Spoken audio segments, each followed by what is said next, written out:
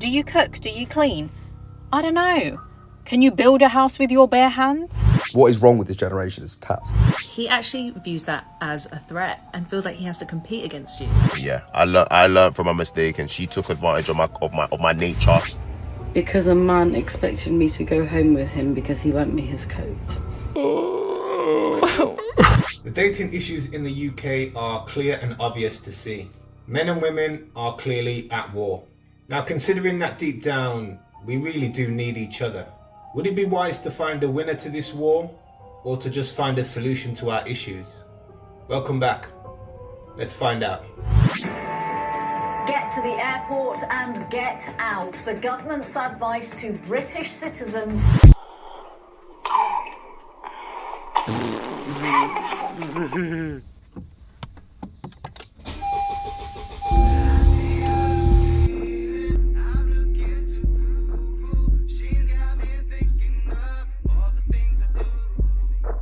So I come back from this singles event and I have been enlightened, because after speaking to so many people, obviously everyone is single, like you chat to everyone, and like I've worked out that everyone's problem in this single world is that we all deep it too much, which is very weird to say, and obviously it sounds so obvious, but I was chatting to some girls who were like 30 plus, like basically saying like how they were single and like they're still like really sad, and like all their friends are married now and whatever. Or like there was this guy who I was talking to and he was basically saying how he doesn't know how to chat to girls and blah, blah, blah. And I'm just thinking like, guys, it's not that deep. Chat to the girl, it's not that deep. Like, if this guy is like dragging you along and breadcrumbing you, stop replying. Like, it's not that deep. Stop putting guys on pedestals, stop putting girls on pedestals. Like, everyone is human. And I'm probably speaking like common sense, but it makes me think like, stop deeping it. Stop putting people on pedestals. Like, if a guy doesn't reply to you, fucking so be it. Like, move on. Like, know your worth. They don't know what they want. You don't have to prove anything to them. Oh, it's so annoying. Like, it's just made me realize like I've wasted so much time. I've actually wasted so much time trying to prove to guys that like I am the catch, or like they want me and like whatever, but like I'm wasting my time because I need to prove that to myself before proving that to anyone else. You know what I mean? Quite deep, but boom, I've hit a realization. So I might have not come away from this singles event with a guy or whatever, but I have come away with a great new insight, and I hope that's enlightening someone. Love you. Millie Goldsmith. So Millie came back from a singles event, and what she got from it was that our dating issues are basically just not that deep. Towards the end of the clip, she said she's wasting her time trying to prove herself to guys because she needs to prove herself to her first, which is a little bit deep. So let me get this straight. Everyone else's issues are not that deep, but yours are. You see that little trait that Millie has just portrayed there? Begins with a N-A-R. But I'll let you figure out the rest of the word, because I'm not here to bash people. I listen to people's issues and try to find a solution. But for her to say that people's dating issues are not that deep, when they clearly are, isn't nice on those that have been scarred. There's people out there that have taken their lives because of relationships. So just to say that, you know, it's not that deep, not something that I would have said. When you think of how many families have been broken, you know, kids misplaced because of relationships, it is that deep. Now, yes, it's not about proving yourself to anybody. It's just about being genuine and treating people with respect. The fact that you left a singles date night with no phone numbers, nothing, by yourself, shows that, yes, it is that deep. Why does every girl in this generation say, oh, I want a guy who's going to treat me nice, princess treatment, all this?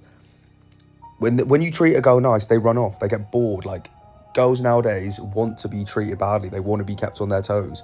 In no situation ever has me being nice to a girl and treating her like a princess ever worked out. It's only ever worked out if I'm treating them bad or keeping them on their toes. Like, what is wrong with this generation? It's tapped.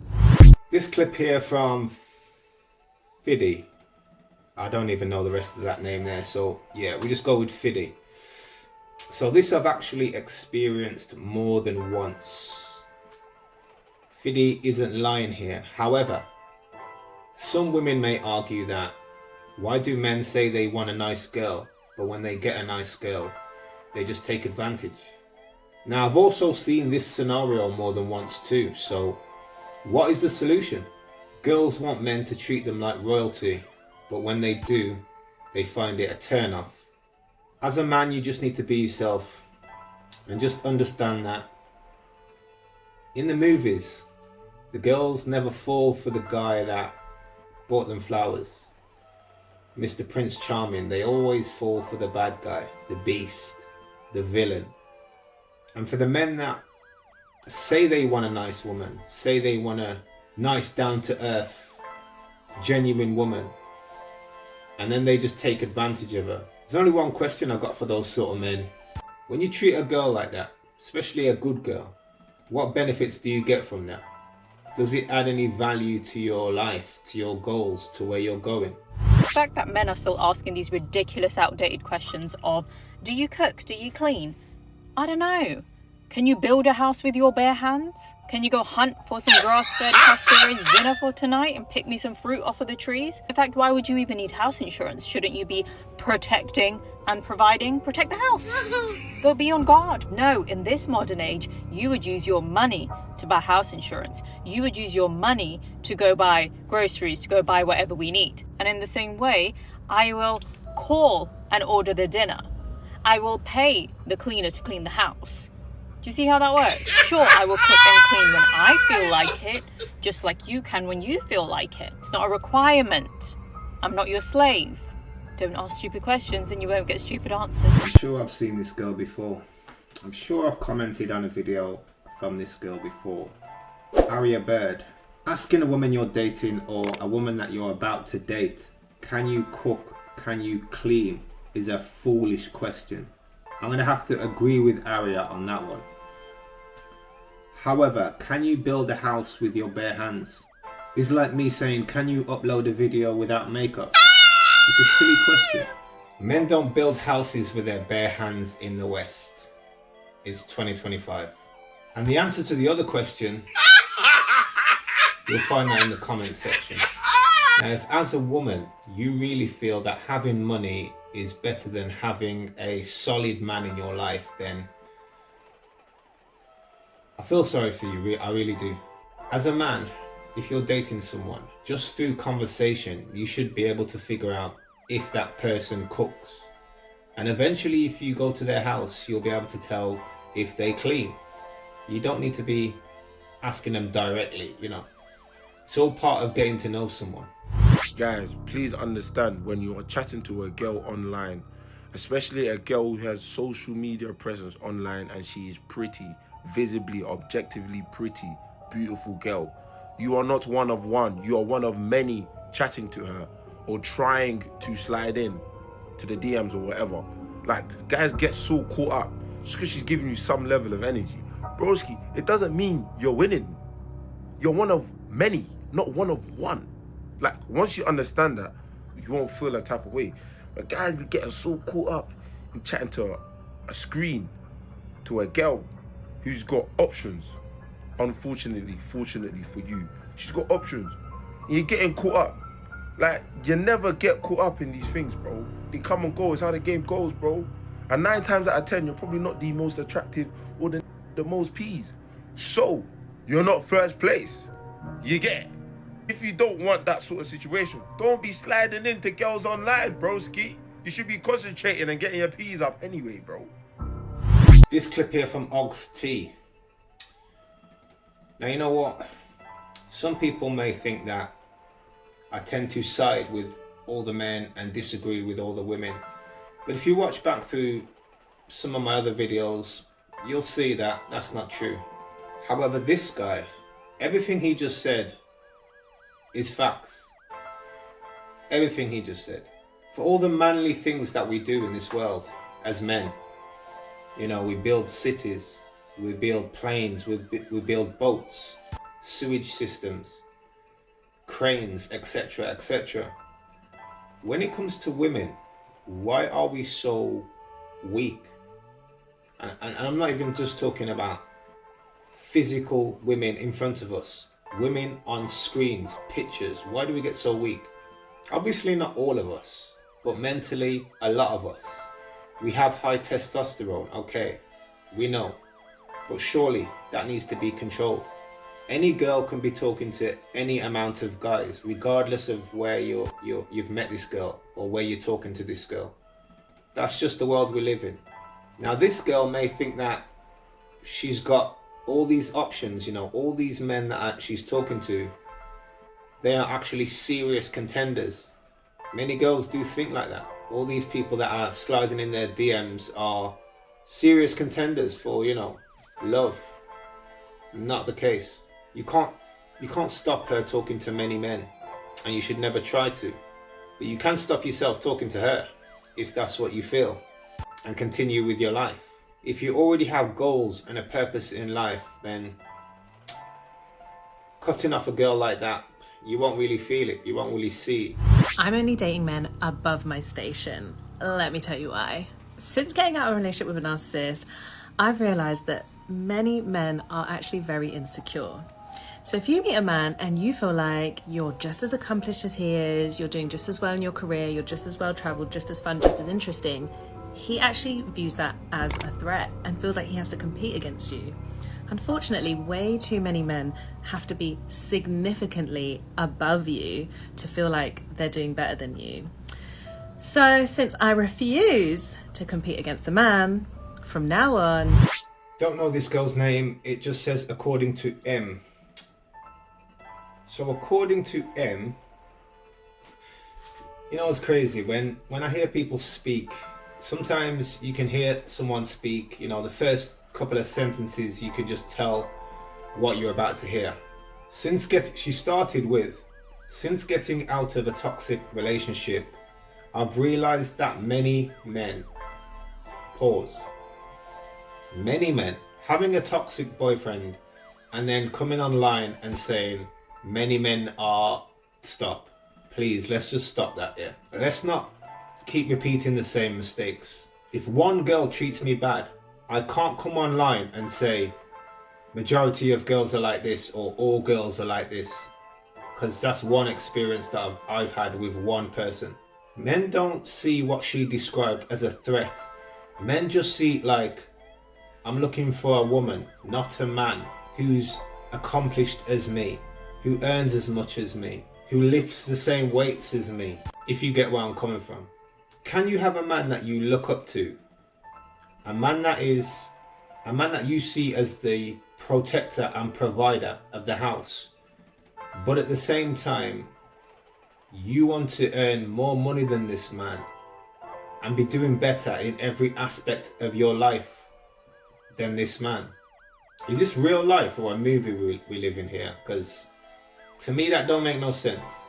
Before we call men insecure, before any girl, I'm sick of hearing this, you know, seriously, before any girl on this planet calls a man insecure, let's have a worldwide ban on makeup and we'll see who's really insecure. I'm 37 with no close family members and no close friends. Now, okay, the last bit was probably said with a bit of hyperbole. I've probably got 2 friends and I've known them, let's say 15 years. But I suppose as life goes on, you naturally separate from people because you're focusing on a career, you're focusing on family. There are miscellaneous things that can come into play. So let's say I have 2 friends who, I suppose if I needed them, I could call them and they'd be here. But I haven't seen them properly like in maybe like 6 or 7 years. That's difficult to take. In regards to family members, obviously I have family, mum, dad, sister, cousins, etc., etc. But no one really reaches out to me. Nobody calls me to see if I'm all right. Nobody checks on me. I spent Christmas by myself. Like normally, you know, as a family, everyone gets together. Nobody called me. Nobody invited me. Nobody reached out to me on my birthday. I mean, my mum messaged me. She was like, "What's your account details?" I mean, I guess that must be something, right? But I think in my isolation for the last, I mean, it's been longer than the last 6 months, probably been like 10, 15 years, but whatever. So in my isolation in the last 6 or 7 months, I think I have become comfortable with being alone. Like, cool, nobody wants to be my friend, nobody wants to check on me, in on me. Like, I spoke to my cousin the other day, and so I moved into a place, right, back end of last year, and he's like one of the I say out of all the family members that I rock with the most, like similar in age, similar in interest, style, etc., etc. And I messaged him and I was like, why haven't you come to see me? Like, why didn't you congratulate me on like getting my place? Why haven't I seen you? And he was like, oh, we just get busy, etc., etc. Bearing in mind, I'd always go to him, always check on him, always like make time in between work to go chill with him on the weekend, etc., etc. And I was just like, okay, so this is what it is. And I cried about it for a little bit. I cried about no one checking in on me, no one coming to see me, no one calling me. I was depressed. I mean, I still am depressed, but maybe I suppose you could say I'm in a better place now, mentally. But yeah, I think I'm becoming, haven't almost become, but I'm becoming comfortable with being unloved, uncared for, no one showing me any attention. And I think this might be terrible when it comes to procreating and actually getting a wife and creating a family, because that opportunity might present itself to me and I might be so comfortable with being alone. I'm like, you know what, this is cool for a couple of months, but no, I'm not, and I might self-sabotage. Does anybody else experiencing, or has anybody else experienced anything like this? Because I think this is what's happening. Like, I'm so cool now, or maybe not so cool, I'm cool now with being on my own. Nobody checks on me, cool. Nobody loves me, cool. Nobody wants to come hang out with me for the weekend, for the day, cool, no problem. Where again, like I said, a couple of months ago, I might have been crying about it and get me in my feelings of, F everyone, like da-da-da-da. Now I'm just like, man, cool. And again, I think this is, I don't know, man, gonna have serious like consequences and effects for when I don't know, do meet someone and she wants to take it to the next level and create a family and move in and all that kind of stuff. So yeah, has anyone experienced this, or is anybody currently experiencing this? Let me know, man. J for Joshua James. See, now the truth is, this is a sad story, by the way. The truth is, this is the case for a lot of people in the UK right now. You can feel it, you can see it. Another truth is that the majority of things that he experienced or he's experiencing, I myself at one point in my life was in his position. I was in that space at one point. So you can imagine me moving from the Midlands 20 years ago to Liverpool, left all my friends and family, had to start again, making new friends. You can imagine the trials and tribulations that I've been through in that 20 years. You can imagine how many people, how many friends and family members have actually come to visit me in those 20 years. I used to be like him. I used to count the amount of people that have come to visit me on one hand. That's friends and family. But one thing I realized, and here's another solution if you are in this position. I've said this before on this channel. In your comfort zone, you'll never find any answers to any struggles in your life, any hurdles that you've got in your life. You'll never find that in your comfort zone.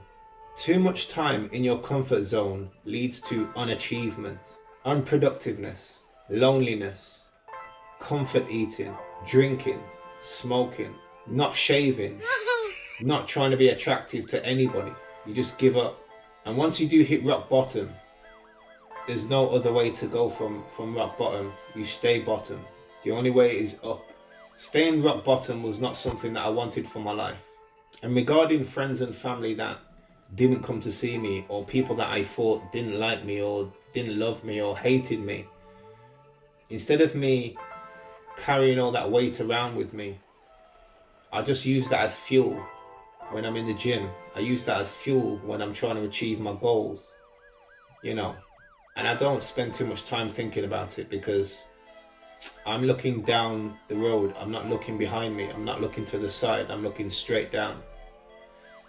So anyone in that position, you know, hopefully that will help. There's also 2 other things that you can do. There's 2 books, 2 important books that I can only recommend. One book is Outwitting the Devil by Napoleon Hill, if I remember correctly. And obviously the other book is Relationships Built on Sand by yours truly. So I'm back on dating apps, and you know what really pisses me off? What really grinds my gears, rubs me up the wrong way? When I match with someone and the first thing they say is, I would ruin you.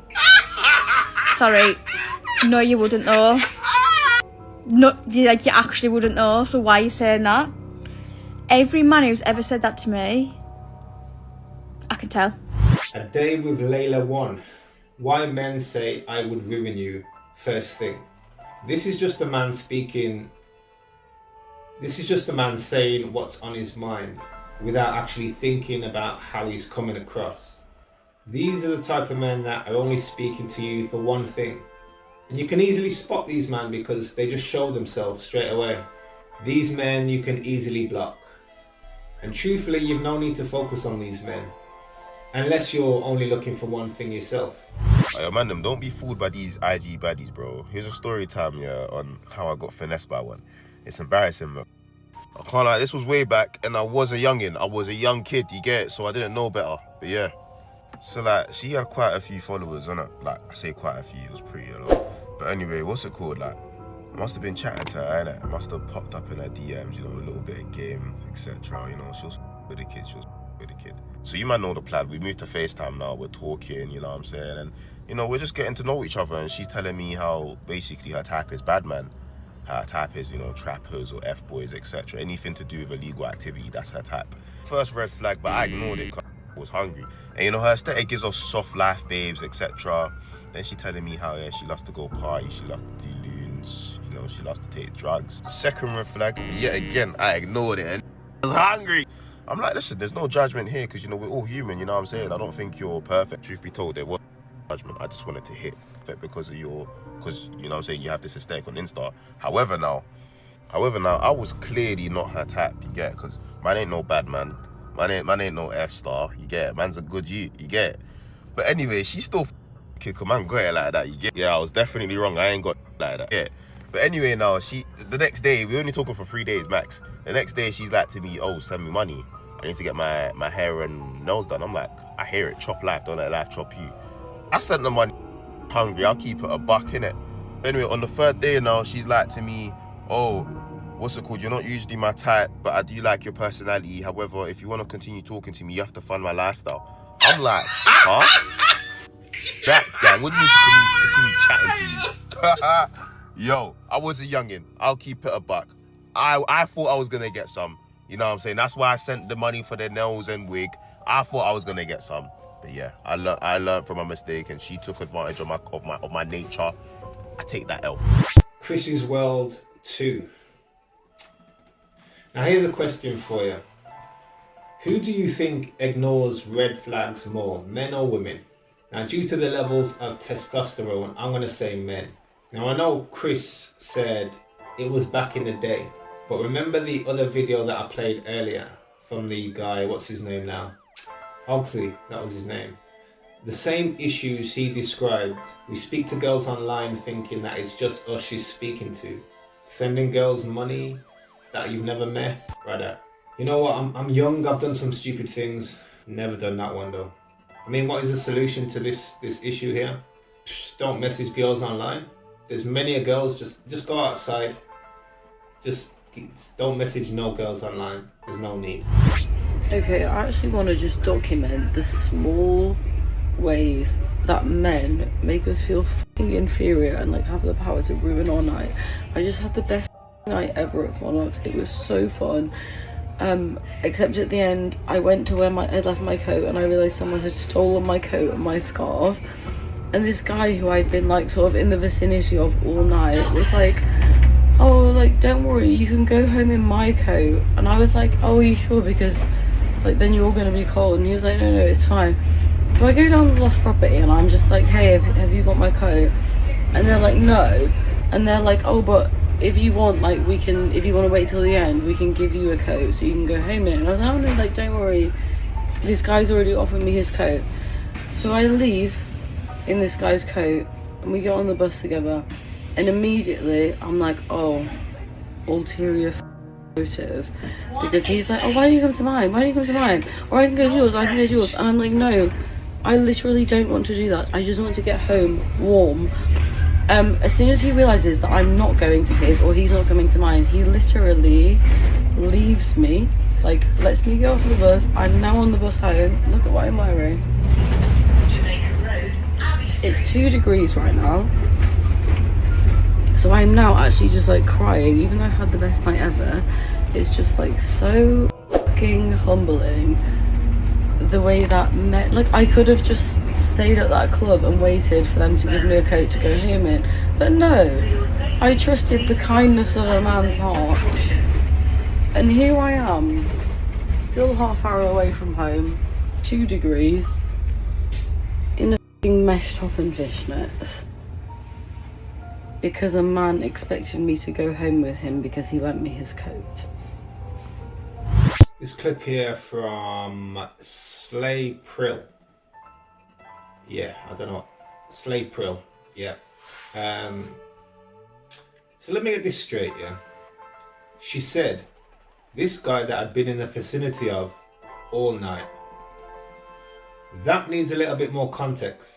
You can't just say this guy that I've been in the vicinity of. What does that mean? There's people in the club, you're going to be in the vicinity of loads of people.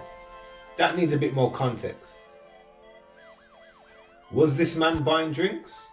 Was he grinding up on this guy all night? Did you kiss this guy?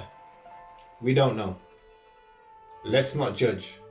Now we could ask the question of, whose fault is it that she's in this position? Is it the man's fault or the woman's fault? She left the club with a man wearing his jacket, both a little bit tipsy, I can imagine.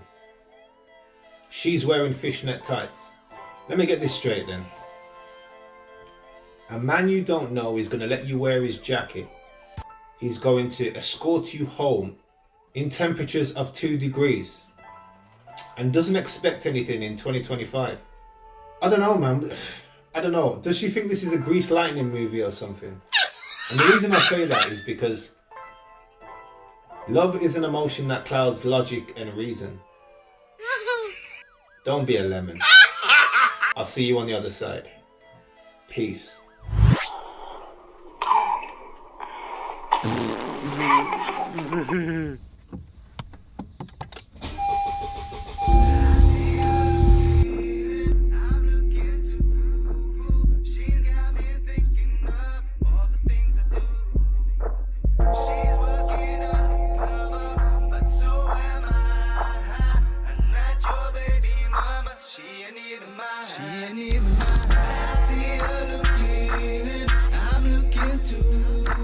She's got me thinking of all the things I do, all the things I do. She's working undercover, but so am I. And that's your baby mama, she ain't even mine. I've never had to go anywhere, cause she's got what I need, my undercover lover. I saw potential in another brother's baby mother. You're judging me, but you don't.